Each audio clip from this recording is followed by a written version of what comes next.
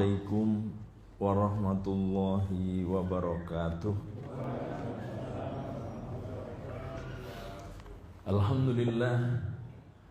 Alhamdulillahilladzi akramana bil iman wa a'azzana bil islam wa rafa'na bil ihsan wa atimma alaina nikmatahu bi hidayatil Qur'an. Asyhadu an la ilaha illallah wa asyhadu anna Muhammadar Rasulullah. Allahumma shalli ala Muhammad wa ala alihi wa ashabihi ajma'in, amma ba'd. Yaqulullahu tabaraka wa ta'ala fi kitabihil karim. A'udzu billahi minasy syaithanir rajim. Bismillahirrahmanirrahim. Wa in ta'uddu nikmatallahi la tuhsuha. Wa qala an-nabi sallallahu alaihi wasallam, Allahumma ij'alna syakura wa ja'alna sabura wa ja'al ma ala 'ain saghira wa ja'alna ala ayunin nasi kabira. Shadaqallahul azim wa sadaqa rasuluhul karim bi rahmatika ya arhamar rahimin, amma ba'd. Ahibati fillah, bapak-bapak, ibu-ibu jamaah salat maghrib Masjid Nur Mirah rahimakumullah, dan yang saya hormati, alhamdulillahirabbil alamin. Puji syukur mari tidak henti-henti kita panjatkan kehadirat Allah Subhanahu wa taala. Karena hanya dengan izin dan kemurahannya lah kita semua masih diberi kesempatan untuk bersama-sama menghirup udaranya, menikmati karunia-Nya sampai detik sore menjelang malam ini. Semoga kita selalu dalam rahmat dan berkahnya dan selalu dalam lindungannya. Gempane wis tambah ngetan, Pak. Iya kan, Pak ya? Dari Cianjur hari Jumat pindah ke Garut ya, Pak ya. Kemudian kemarin Ahad pagi sudah di Tasik ya kan. Kemudian Semeru rasa sabar malah di sini. Masya Allah. Ini semua dalam istilah kita tentu harus kita baca sebagai ayatun min ayatillah. Jadi ayatun min ayatillah itu adalah Allah ingin menunjukkan salah satu tanda-tanda kekuasaannya, bahwa Allah apabila mengendaki sesuatu dengan firman-Nya, idza aradallahu syai'an ayyaqula lahu kun fayakun. Dan dengan peristiwa ini Allah ingin membuktikan bahwa kun fayakun Allah itu haqqan, ya, bahwa kun fayakunnya Allah itu betul-betul nyata. Hanya hati-hati yang dablek, yang tidak mampu memahami ya, ayat-ayat Allah Subhanahu wa ta'ala. Ya Allah, semoga kita termasuk orang-orang yang pandai-pandai menerima isyarat Allah. Ini juga termasuk isyarat ya. Isyarat itu pepeling ya, Pak ya. Pepeling dari Allah Subhanahu wa ta'ala. Semoga dengan datangnya musibah yang bertubi-tubi ini juga mampu mengingatkan kita ya, bahwa hidup itu tidak akan abadi ya. Hidup itu betul-betul enggak abadi, dan hidup itu tidak ada yang mengerti apa yang akan terjadi menimpa kita di hari esok. Wa ma tadri nafsun ma taksibu ghadan wa ma tadri nafsun bi ayyi ardin tamut, dalam surat Luqman. Kowe kabeh ora nek sing ngerti kedadian apa sing bakal kok temoni dina sesuk. Lan kowe kabeh ora nek sing ngerti nek bumi ngendi kowe besok bakal mati. Orang Cianjur jam 12 wah ngantri di warung sate Sinta. Sampai hari ini sing diudek-udek warung sate Sinta saja itu, karena saking bejubelnya. Sedang enak-enaknya menikmati sate, tapi ternyata Allah Subhanahu wa Ta'ala mempunyai kehendak yang lain untuk tidak menghabiskan sate ini, ya Pak. Sing pesen akeh dibakar sudah habis. Ya Allah, Allahumma lakal hamdu wa ilaikal mustaqam wa antal musta'an, la haula wa la quwata illa billah. Bismillahilladzi la yadurru ma'a ismi syai'un fil ardi wa la fis sama wa huwas samiul alim. Ya, ini doanya ya. Ikhwan dan akhwat sekalian, saya sore ini tadi di jam berapa tadi Pak? Jam 8 dimintai temanya apa? Saya lupa, saya masih di kantor. Saya masih di kantor, belum bisa lihat ya. Kalau saya disuruh kasih temanya lanjutkan yang dulu saja, tapi saya lupa dulu apa gitu ya. Mungkin saking lamanya atau kalau ibu-ibu belum lama saya mengisi di sini nih.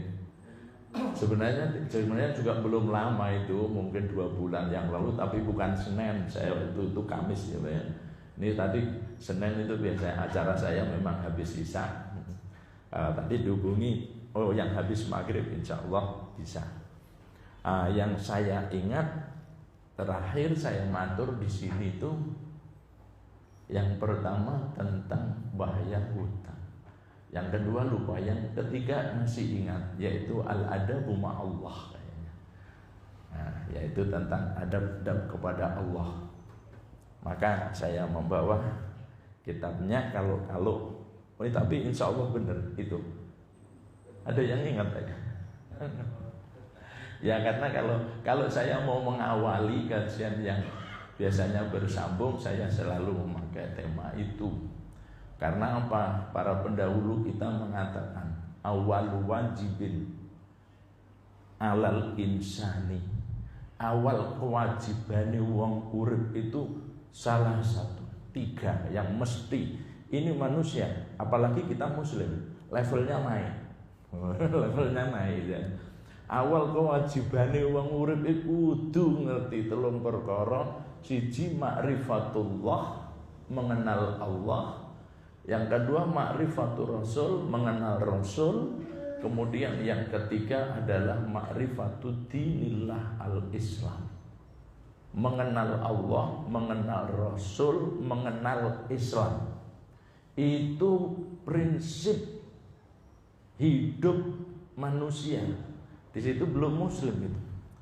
Maka Said Hawa sampai menentukan menjadi sebuah istilah yang populer dengan istilah usulus salasah.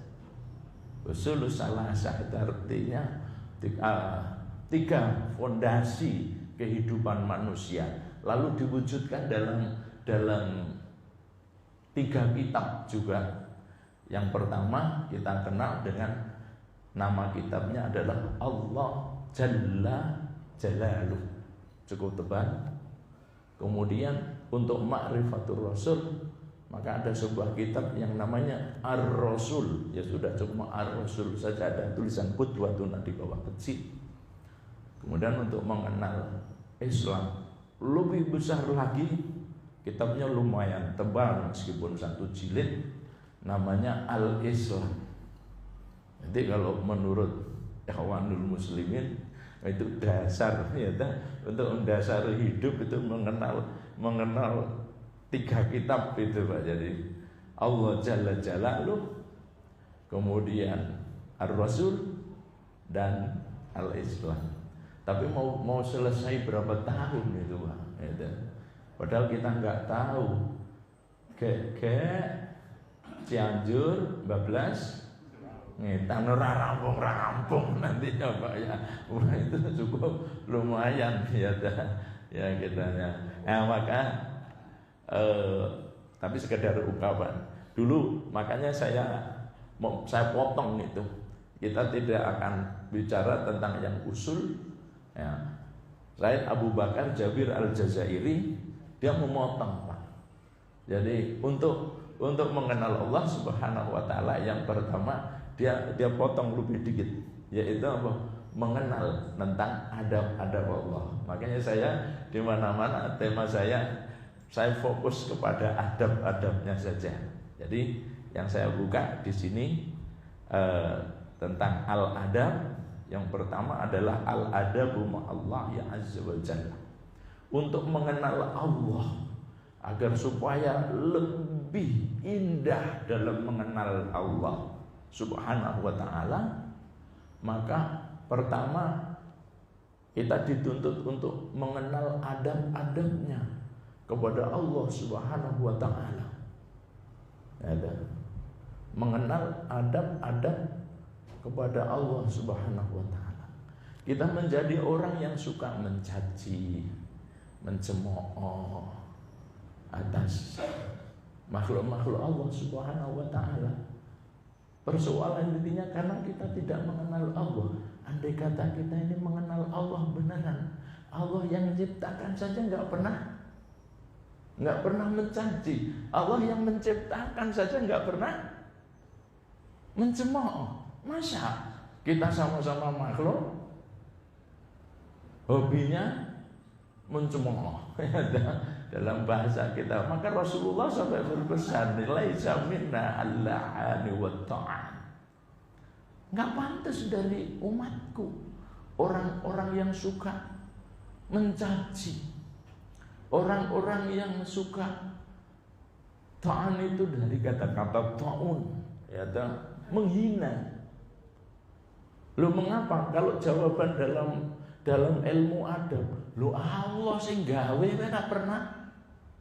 ora pernah maido. Allah sing gawe ora pernah mencela, subhanallah. Sementara kita begitu mudah. Saya pernah mengkaji dalam sebuah majelis, nggak sadar waktu itu sampai menerangkan tentang ayat nikah gitu. Di akhir ayat nikah itu kan litas kunu ilaiha. Menikah itu konsepnya adalah untuk hidup bahagia. Habis ngaji ada jamaah yang bisik-bisik sama saya, Ustaz saya sudah nikah beberapa tahun, kenapa kok nggak bahagia? Coba. Padahal katanya nikah itu untuk bahagia gitu. Ya. Kemudian yang karena tanya saya ganti tanya, lo kenapa kok nggak bahagia? Wong Al-Quran mengajarkan nikah itu untuk bahagia. Lirih lembisi, istri saya nggak cantik gitu. Istri saya tidak cantik gitu. Semula mau saya jawab panjang-panjang, wah aku ndangar mulai kok. Nek bojomu kok jejer ke artis ya ora cantik, aku ya kareper ngono. Iki kok malah rasido mulai aku ya ngono. Lah aku jawab cuma gini sederhana sekali. Lah apa kowe bagus aku ya. Ya bendang rampung gak aku mulai gitu karena saya habis sisa akan ngisi pengajian di tempat lain kok. Lah apa kowe bagus meneng ae gitu. Gak bisa jawab meneng kowe. Terus syukuran Ustaz ya, terima kasih. Kemudian pas bulan berikutnya ngisi guyu saiki Pak. Kira-kira mulai terus ngacak dong ya Pak. Lah iya ya Pak ngono ta. Lah nek sing ora bagus entuk sing ayu, lah terus sing ora bagus entuk sing ayu. Lah sing bagus bagian apa? Mau bagian apa nih? Tapi alhamdulillah akhirnya bahagia. Lah wis guyu aku nih ya Pak. Ya itu disebutkan Allah yang menciptakan saja tidak pernah mencela. Itulah kebaikan adab, maka penting. Tapi ingat saya dulu sudah saya awali itu. Jadi al-adabu ma'allah, yaitu membahas tentang adab-adab kepada Allah Subhanahu wa taala. Saya awali dari nasihat Syekh Ibnu Athaillah di dalam Al-Hikamnya. Saya sampai terkagum juga. Kita pastinya punya kurang puas karena bahasa-bahasanya banyak yang sulit bisa mencari terjemahan sampai banyak karena indah sekali ungkapannya. Satu diantaranya dalam bab adab-adab kepada Allah Subhanahu wa taala, beliau pesankan kepada kita begini, jangan menuntut Allah karena tertundanya keinginanmu, tapi tuntutlah dirimu karena engkau telah menunda adabmu kepadanya. Kalimat ini untuk direnungkan 1 bulan rampung, Pak. Kan gitu. Sampai merenung 1 bulan rampung gitu. 2 bulan enggak selesai. 1 tahun mungkin tidak akan selesai. Saya baca ini kira-kira sudah 5 atau 10 tahun yang lalu. Kadang-kadang justru malah ngelus dodone dhewe. Jangan menuntut Allah karena tertundanya keinginanmu, tapi tuntutlah dirimu sendiri karena engkau telah menunda adabmu kepadanya. Subhanallah, indahnya luar biasa, ya Pak ya. Gitu. Banyak orang yang menuntut Allah karena merasa telah berbuat baik kepadanya, katanya telah berbuat banyak kepadanya. Apa yang kau perbuat kepada Allah? Sholat 5 waktu. Gimana sholat 5 waktumu? Alhamdulillah, subuh terlalu padang, maghrib terlalu petang.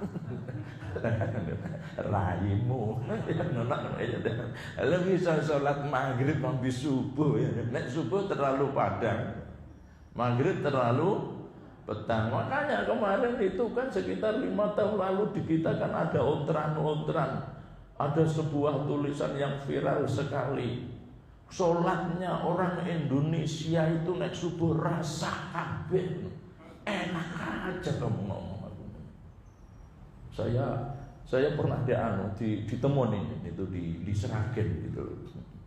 Kenapa? Oh, masih terlalu gelap, terlalu gelap. Lho ora dikandani terlalu gelap saiki wis kepadangan kabeh kok. Alhamdulillah ini sudah reda gitu loh ya. Jadi karena sholatnya orang Indonesia kepadang, apa masih terlalu gelap. Jadi nek subuh kan padang, diajari kan rada peteng wae padang kabeh. Nanti dipadangke terus sholatnya mau jam berapa gitu ya. Ini jadi banyak sekali orang yang menuntut Allah karena merasa telah berbuat banyak kepada Allah Subhanahu wa ta'ala. Ya Allah, padahal apa yang sudah kita perbuat untuk Allah Subhanahu wa ta'ala? Wa in ta'uddu nikmatallahi la tuhsuha. Ya Allah, kalau kamu mau menghitung-hitung nikmat Allah, ya Allah, kita nggak akan mampu menghafalnya. Al-muslimu yanduru ila malillahi ta'ala alaihi min minanin la tuhsa wa ni'amin la tu'ad. Ya Allah, itu wes ra iso dibikin. Seorang muslim itu nyata harus betul-betul meyakini nyata bahwa apa yang telah diberikan Allah Subhanahu wa ta'ala itu la tuhsa. Tidak ada yang bisa menghitung. Tidak ada yang bisa menghitung. Nggak usah jauh-jauh. Kalau di surat At-Tariq itu Allah Subhanahu wa ta'ala dengan indahnya, fal yanzuril insanu mimma khuliq. Mau kita jawab sepanjang hidup kita nggak akan selesai, bapak-bapak itu. Fal yanzuril insanu mimma khuliq. Dari apa kamu diciptakan? Imam Al-Ghazali dalam sebuah kitabnya yang kecil yang diterjemahkan dalam bahasa Indonesia, Kimia Kebahagiaan judulnya. Kalau mau baca itu gini, manusia itu untuk mensyukuri nikmat Allah Subhanahu wa ta'ala tidak perlu harus sekolah di perguruan tinggi bergengsi tidak usah harus mengadakan penelitian di sebuah laboratorium yang canggih, tapi cukup lihatlah apa yang ada di kelopak dia, di ujung kelopak matanya katanya. Apa tuh Pak sing nang ujung kelopak mata kita? Wis mang demok dhewe-dhewe. Ibu-ibu yang suka suambung gini, pakai bulu sapi, pakai bulu apa Bu? Oh, buar kuwi dicorengi wabang ijo kuning. Iya. Coba mang demok wae apa yang ada di ujung kelopak mata kita, kata Imam Al-Ghazali. Mula wong Jawa itu ada ungkapan nek mau mengatakan sesuatu yang remeh ki idep-idep. Ngoten ya Mbak ya. Idep-idep tambah pengen katanya. Artinya apa? Hidup-hidup tambah pengen itu artinya apa Pak?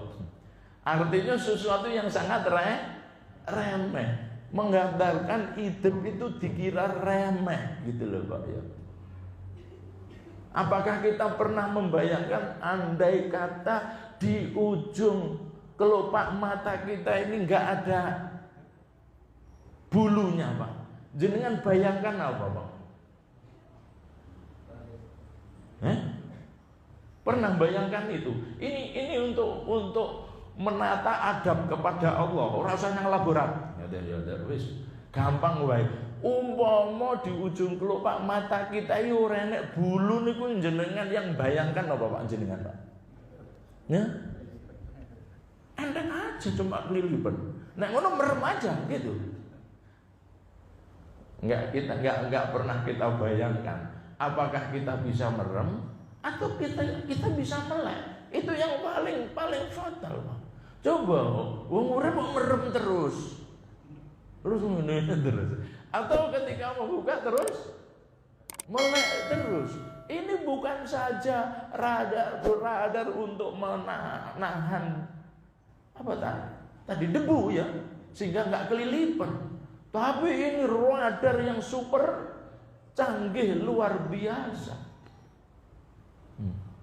Nguzali nek nontoke alir remeh ngono nek sing disambung karo bulu sapi sembrono men ya ta, ada situ Pak.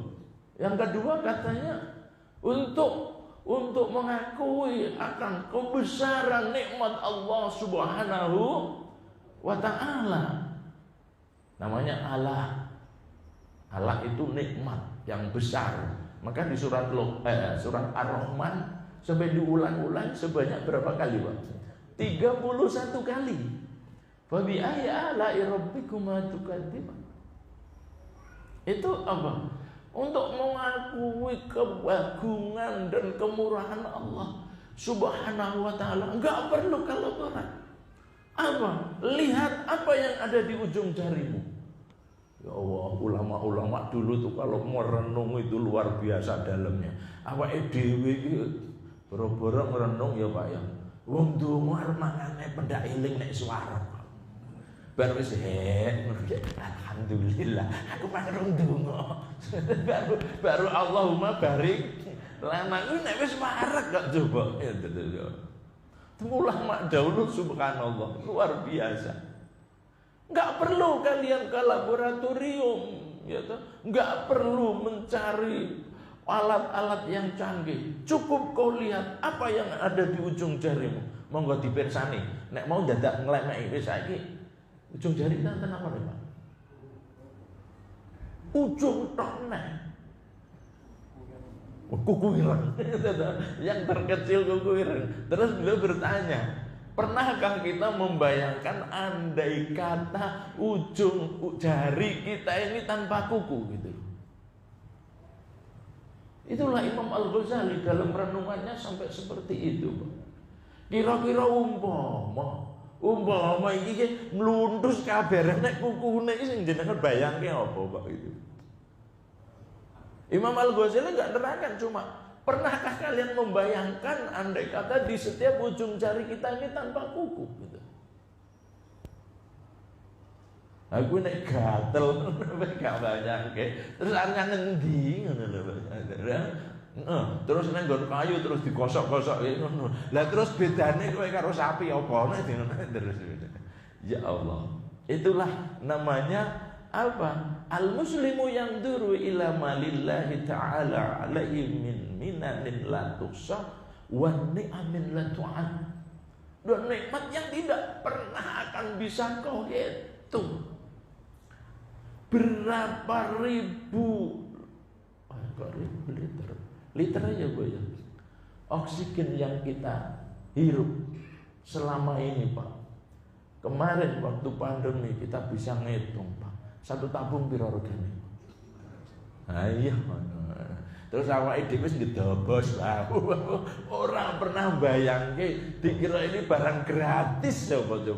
Ketika kita tersumbat sedikit harus disambung dengan oksigen. Satu tabung berapa? Berapa ribu? Berapa ratus ribu? Ratusan ribu ya Pak ya? Loh 400. Loh sehari kira-kira entek pirang tabung Pak? Irunge dhewe iki. Seumpama kita habis berapa tabung kira-kira? Ini gedobos kita. Nah, gas ini Pak ya. Ya dah. Andai kata 2 tabung 800, 3 tabung 1.200.000. Pejabat setingkat apa yang bisa pajak oksigen ya Mbak ya? Sambo yang kebutuhan per bulannya menghabiskan 250 juta. Kira katanya Pak Hakim terus ditegoki. Lu kebutuhanmu sesasi 250 juta, gajimu piro? Ya Allah. Kira-kira iso pajak oksigen dah. Niki kan awake dhewe ora pernah mikir gitu loh Pak ya. Ora pernah gagas. Maka bahasanya la tu'ad. Kamu gak akan bisa menghitung gitu. Itulah maka menjaga adab-adab kepada Allah Subhanahu wa taala itu penting sekali. Ya toh. Apa adab-adab kepada Allah Subhanahu wa taala itu? Nah, ini langsung ya dah. Yang pertama al-adabu ma'allahi subhanahu wa ta'ala wa huwa asyukru ala ni'amihi. Maka menjaga adab kepada Allah yang pertama bukan disuruh sujud sampai dekok batu Pak. Bukan suruh umrah di setiap tahun. Sekarang ada yang pamer Bapak. Alhamdulillah kemarin saya 1 tahun bisa umroh 3 kali. Alhamdulillah. Kalau orang usah dirasani wis alhamdulillah. Bukan. Adab kepada Allah yang pertama itu adalah mensyukuri atas nikmat karunia-Nya. Mula setiap hari saat kita masih diparingi iso melek tangi turu maksudnya ya Pak ya. Maka apa ya yang dicontohkan oleh baginda Nabi Shallallahu Alaihi Wasallam? Kalimat pertama kali yang keluar dari lisan yang indah baginda Nabi Shallallahu Alaihi Wasallam adalah kalimat syukur. Alhamdulillah. Ya awake dhewe kadang-kadang saking apali kan terus malah babar blas. Saking apali kadang-kadang malah babar blas. Lho wong ndahar ngunjuk we nek wis wareg agek eling apa meneh lagi tangi turu. Ngene iki nek ra ngaji dilekke ya ora eling tenan kok. Baru wis nyerah antal tekan kamar mandi kepleset tiba agek kelingan. Aku mau berarti aliran donga ayo ngono. Wis nyerantat agak kelingan gitu loh. Rasulullah kan memberikan contoh. Apabila beliau bangun tidur itu membaca alhamdulillah itu sebelum dia bangun. Itu ketika melek, Pak. Dia ulang-ulang bahkan kadang dalam sarahnya para ulama. Alhamdulillahilladzi ahyana ba'da ma amatana wa ilaihi nusur. Sambil ternyata memberi kesempatan kita untuk menggerak-gerakkan badan kita. Wabil khusus ingin sampun dipun paringi usia-usia lewat 50 ngoten niku. Ya tangi turu aja nyerantal wis ngono mawon. Itu menggerak-gerakkan, mempersiapkan apa ini Pak? Saraf tubuh kita supaya siap. Alhamdulillah. Ada yang bertanya kalau baca doa itu berapa kali? Gak pernah ada keterangan. Ya dah. Diwaca pisan urung melek ya pek pindho aku ya ngono wae. Pek pindho urung padang ya ping telu ngoten ya Pak ya. Ya gimana wong ucapan syukur saja alhamdulillah alhamdulillah. Kenapa? Karena apabila manusia itu tidur, karena manusia itu sedang diikat oleh setan bisalah uqad. Manusia itu apabila sedang tidur diikat oleh setan dengan 3 ikatan. Coba kayak pocong saja Pak, pucuk diikat, kaki diikat, terus perut diikat. Lu ngene itu Pak, diikat oleh setan itu. Maka perbanyak berzikir kepada Allah pertama untuk melepas ikatan itu. Alhamdulillah. Ini adab yang pertama, yaitu bersyukur. Begitu juga di dalam hal-hal yang lain. Kita kan turunin dok ya. Alhamdulillah lah kayak turunin dok. Hal-hal yang lain juga perlu disyukuri. Jadi mensyukuri nikmat karunia Allah Subhanahu wa ta'ala. Muncul pertanyaan, lah syukur itu apa? Gitu loh Pak ya. Syukur itu apa? Berapa banyak kata-kata syukur di dalam Al-Quran? Ada yang menulis sampai 77 kali kata syukur di dalam Al-Quran. Nah, kita ingin potong saja. Syukur itu apa? Di dalam kamus bahasa Arab, wabil khusus tulisan dari Al-Imam Al-Isfihani di dalam Ghara'ibil Quran. Gharaib jamak dari gharibah. Gharib itu kata-kata yang asing, kata-kata yang antik. Karena bahasa Arab itu luar biasa. Min Ghara'ibil Quran itu juga menyebutkan bahwa kata syakaro itu muradif minhu fatah. Ya, syukur itu dari kata-kata syakaro. Muradif itu sinonim. Makna dari kata syakaro itu adalah fataha. Syakaro yaskuru bimakna fataha yaftahu. Yaftahu itu artinya membuka. Dan itu ternyata dalam bahasa Al-Quran sama. Betul. Dalam bahasa Al-Quran sama. Jadi artinya membuka. Orang yang bersyukur berarti orang yang membuka. Buka apa? Buka mata, buka telinga, buka akal, buka hati untuk mengakui dan menikmati apa yang telah diberikan Allah kepada kita. Begitu Pak dalamnya. Itulah syukur Pak. Ya, jadi saya ulang sekali lagi, kata syukur itu berasal dari syakarot yang berarti fataha. Mari kita buka mata kita, kita buka telinga kita buka akal dan hati kita untuk mengakui apa, bahwa segala yang kita miliki adalah nikmat pemberian Allah Subhanahu wa ta'ala. Wa ma bikum min nikmatin faminallah. Surat An-Nahl ayat 53. Apa saja yang kau miliki itu adalah pemberian Allah Subhanahu wa ta'ala. Nah gitu. Mari kita akui. Bagaimana kita mau menikmati nek ngakoni we urung iso. Rumahnya bagus salah. Nah, Bapak ya. Tetep sing penting kena ngiyup. Ya itu kan bahasa orang-orang Jawa dalam merendahkan ya. Ning sejatine ngono ki ya ora ngakoni. Sedaya lho Pak ya. Bagaimana sampean mau menikmati nek ngakoni we Ora gelem mengakui. Kita buka mata kita, kita buka hati kita, bahwa kita dulu hadir di dunia itu nggak punya apa-apa. Hadir ketika kita hadir di dunia ini nggak bisa apa-apa. Wallahu akhrajakum min butuni ummahatikum la ta'lamuna syai'an. Ketika Allah mengeluarkan kamu dari perut-perut ibumu, kamu nggak punya apa-apa, kamu nggak bisa apa-apa. Orang nek bayi lahir katokan, saudara, semua sama, nggak punya apa-apa, nggak bisa apa-apa, nggak bisa apa-apa. Malah isone mau nangis.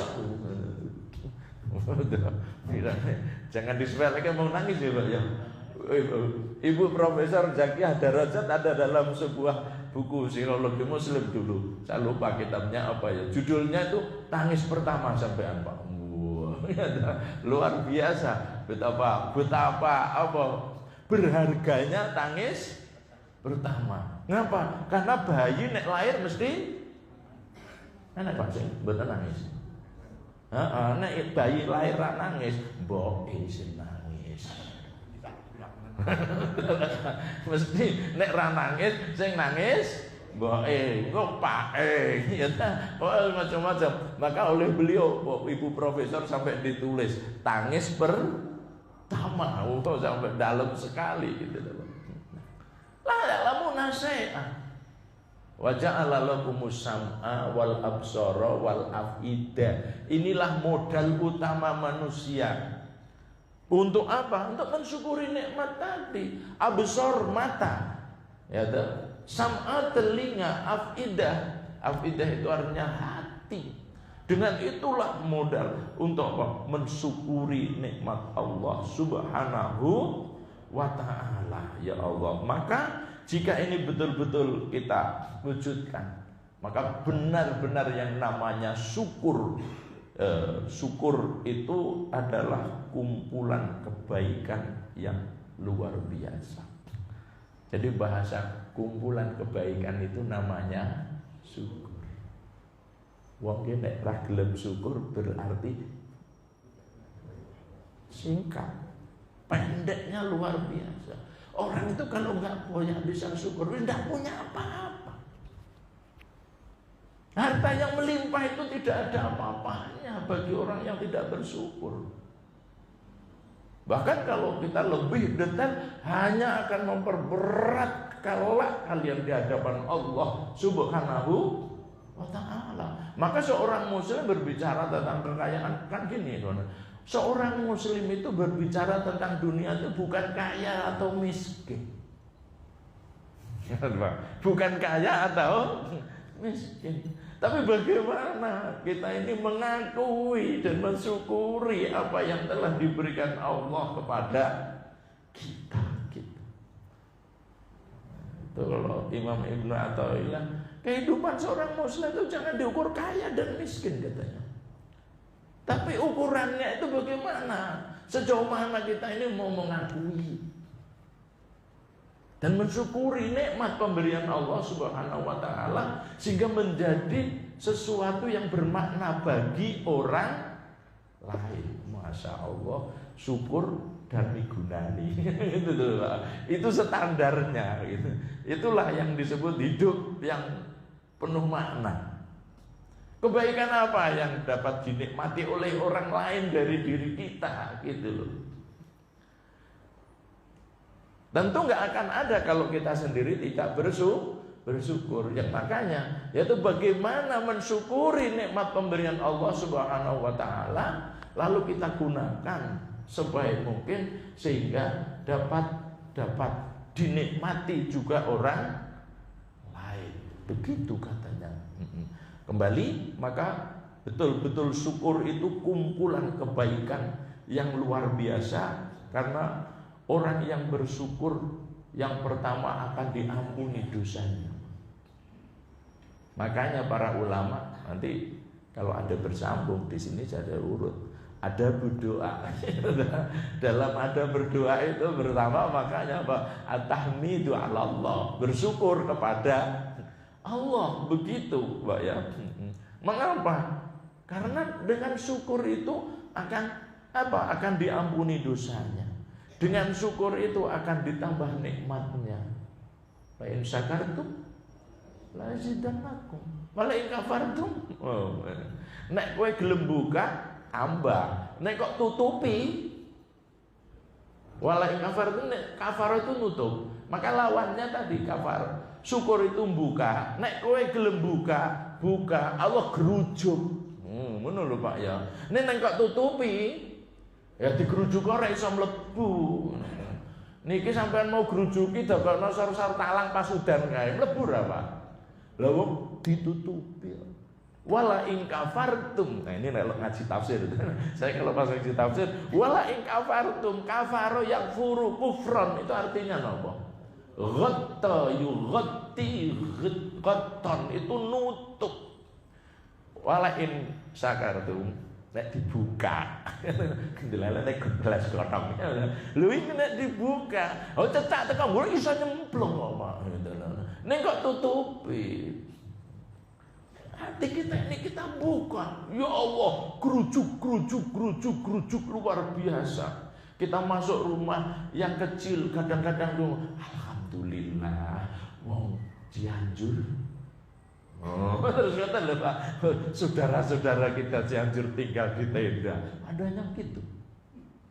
Tapi kalau kita nggak syukur, ditutupi, mau diberi seperti apapun, ditutup ya ora bakal bisa. Oke, saya baca sedikit Pak ringkasan saya. Jadi Allah akan tambah nikmatnya. Orang yang bersyukur akan dilipat gandakan kebaikannya. Karena kebaikan orang bersyukur tidak hanya dinikmati dirinya, tapi juga dinikmati oleh orang lain. Subhanallah. Ya. Kemudian orang yang bersyukur akan dijauhkan dari cobaannya. Akan dijauhkan dari cobaannya. Mengapa? Ya namanya sehat maupun sakit kan pemberian Allah Subhanahu wa ta'ala. Bagi orang-orang yang ahli syukur, subhanallah, di saat sakit biar istighfarnya akan dilipat gandakan oleh Allah nilainya, dijauhkan dari cobaannya. Bagi orang yang bersyukur akan dilapangkan hatinya. Bagi orang yang bersyukur akan diberkahi hidupnya, subhanallah wa ta'ala. Maka tidak berlebihan jika banyak ungkapan-ungkapan yang mengingatkan kita akan keagungan syukur. Syukur itu membuat hidup menjadi indah. Kan ngoten ya Pak ya. Syukur itu membuat yang sedikit menjadi cukup. Syukur itu membuat apa yang kita miliki menjadi berharga. Karena banyak barang-barang mewah di rumah-rumah orang kaya, orang disyukuri, nggak berharga. Mobil baru 3 bulan, temannya sudah ngerayain lagi yang baru, sudah naik gunanya, nggak berharga lagi ya, gitu. Itu bagi orang yang takasur. Ya. Dengan syukur itu akan apa? Akan menambah, akan merubah masalah menjadi hikmah. Maka orang-orang bersyukur selalu diajari setiap peristiwa ya ambil hikmahnya, kan gitu. Karena apa? Subhana rabbana ma khalaqta hadza batila. Dengan syukur itulah yang akan merubah yang sederhana menjadi istimewa. Salah. Orang bersyukur itu, syukur itu bisa merubah yang sederhana itu menjadi istimewa. Subhanallah. Memang begitu Pak. Dan syukur itulah yang menjadikan kegagalan sebagai sebagai pelajaran. Maka ada istilah, bagi seorang muslim tidak ada yang gagal. Gagalan adalah keberhasilan yang tertunda. Karena kalau bisa ngambil pelajaran, syukur adalah membuat mendapat apa? Yaitu kedamaian. Ya Allah, indah. Karena apa? Ya sudah, inilah yang terbaik. Allahumma inna nas'aluka al-khaira. Mulai dari hari itu, ya Allah aku mohon kebaikan hari ini dan kebaikan yang ada di dalam hari ini. Khairu wa khairu ma fiha. Itu kan doa-doa yang syukur ya. Kemudian syukurlah yang akan menjadikan hari esok penuh harapan. Orang yang bersyukur dijanjikan jannah. Orang yang kafir cuma neraka. Makanya wala tahinu wala tahzanu wa antumul a'launa in kuntum mu'minin. Awake dhewe nek ketemu karo wong kafir iki diperintah Gusti Allah, wala tahinu, jangan merasa hina, wala tahzanu, ora usah susah. Wa antumul a'launa, kowe iki orang hebat. Itu kata Allah. Allah, kamu itu orang tinggi. Lu kenapa? Lah wong kowe disiapke swarga, wong kafir cuma disiapke. Ayo kowe pilih di. Subhanallah. Inilah nyambung saya memenuhi permintaan ini kajian sore hari Senin bersama jamaah Masjid Nurul Mirah. Mugi-mugi Allah Subhanahu wa taala merahmati kita sami ya. Mugi Allah taala memberkahi kita sami. Lan mugi Allah taala terus paring manah istiqomah dumateng kita sami menggahaken kita netepi agamanipun Allah Subhanahu wa taala. Seiring dengan bertambahnya waktu, bertambahnya umur, semoga bertambah iman dan amal soleh kita, terkhusus lagi dengan banyaknya musibah yang terus datang silih berganti. Mugi-mugi nambahi menggahaken kita cecedhak malih ing ngarsanipun Allah Subhanahu wa taala sehingga kita sami saestu-estu nyata dalam hidup kita saged ma'iyatullah, nyata selalu bersama Allah, dan tidak ada yang lebih indah dan lebih baik bagi hidup seorang muslim melebihi ma'iyatullah. Kalau hidup ini baik untukmu ya Allah, berikan kami hidup. Kalau toh kematian memang baik untukmu, berarti peristirahatan kita dari Masya Allah, maj'alil hayata ziyadatan lana fi kulli khair waj'alil mauta rahatan lana min kulli syarr. Ya Allah, jadikanlah hidup kami ini kalau memang masih panjenengan paringi hidup untuk menambah kebaikan, dan jadikanlah kematian kami kalau memang sudah dumugi titi wancine mati adalah peristirahatan kami dari perbuatan dosa dan maksiat. Amin amin ya rabbal alamin. Makaten Bapak Ibu hadirin wal hadirat rahimakumullah. Terakhir subhanakallahumma wa bihamdika asyhadu an la ilaha illa anta astaghfiruka wa atubu ilaik. Alhamdulillahirabbil alamin. Assalamualaikum warahmatullahi wabarakatuh.